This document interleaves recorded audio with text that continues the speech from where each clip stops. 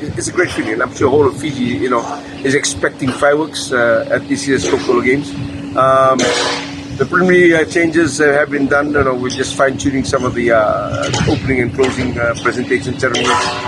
We're looking at trying to get an early finish on Saturday. Hopefully to try and get everybody out of the stadium, in a very safe manner so they can travel back, knowing that it is a normal school week on the following Monday, as opposed to having a school break on the following Monday. So these are some things we take into consideration.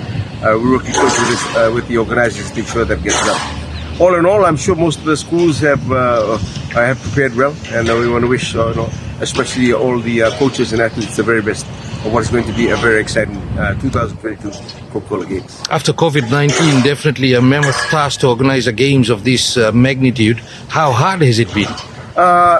I think because we've done it for so long, I think we are blessed to have the very high talented teachers who are key to all this, who've given their time to prepare the games. We have 350 officials, most of them basically secondary school teachers, and act in that capacity to come and give their time to help officiate at the games, respect and meet officials.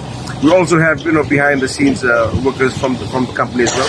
There's a team of about 35 of us that actually work behind the scenes to prepare this event, along with our media partners and sponsors. We have a total of 12 associated sponsors this year as well. And the event continues to get bigger and better. And for that, I'm sure it will contribute to the success of this games.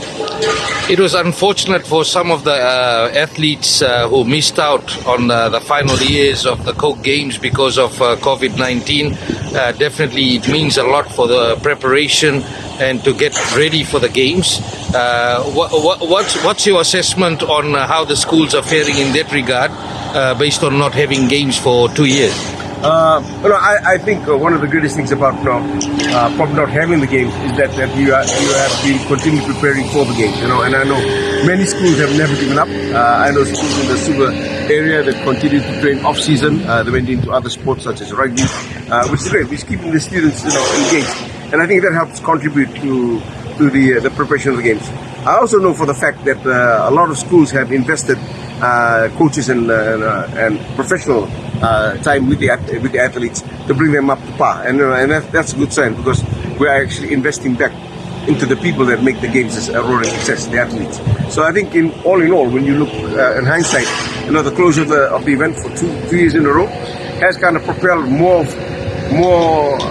interest, more preparation, and by the numbers we talked about, we have 3,000 athletes going to participate, which is a record. Many people did raise the issue that it's clashing with rugby, men's and women's rugby, it's clashing with other sports.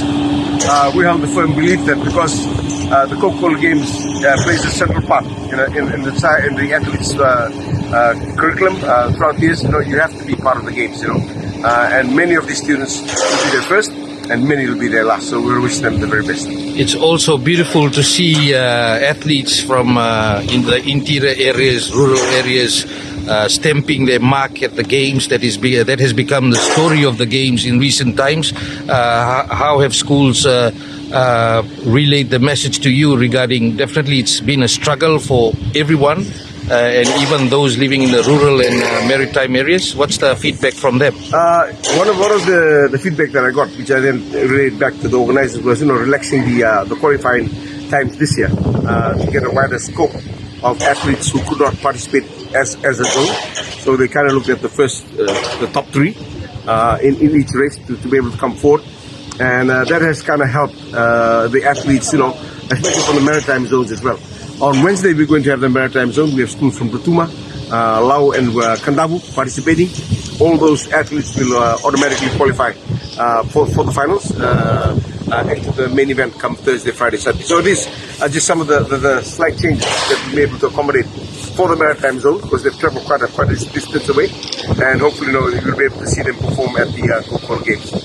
Final question about tickets. People watching this definitely would be interested in where they can get tickets and if they are still available. Well, if you're lucky enough, you can get tickets at the Fiji Secondary School's head office, which is opposite the Peninsula Hotel in Suva. Those are only for grandstand tickets, and for grounds and embankment, definitely here at the HFC Stadium, Fiji Sports Council office. So I think it's important to get your tickets early. From what I gather, the tickets are selling like hotcake, especially the grandstand. But the ground and embankment tickets will be available from today. at the HFC Stadium. Hopefully by this afternoon. Knuckle Lawrence.